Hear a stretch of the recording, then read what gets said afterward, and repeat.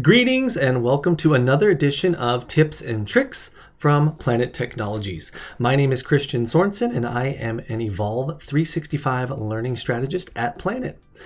So you may or may not have heard of something called Copilot, Microsoft 365's Copilot. And today we're going to focus on a tool that you may or may not have known that you can utilize. Now, one of the cool features within Copilot is its ability to keep track of your conversations. So you can easily jump right back in where you left off and keep that context going with prompts you had done earlier. But there might be times when you don't want to keep track of that conversation history and maybe be a little bit more under the radar, or just say you have a one-off question and you don't want it captured in your conversation history with Copilot. Well, there's a way to do that. You can actually go in and create a temporary chat, which we're going to show you how to do today.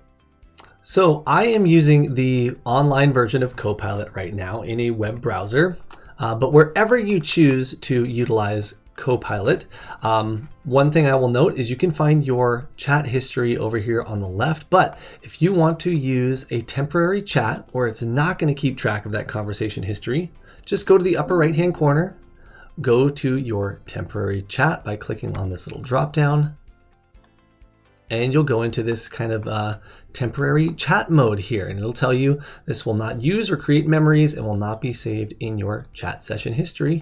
And just like that, we can go in and start prompting without the worry of it keeping track of it. If it's just something we have a one-off question for, we can totally do that. Like, I need to grow some blueberries this year.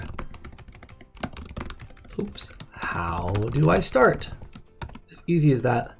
And it's not going to show up in our chat history over here on the left-hand side.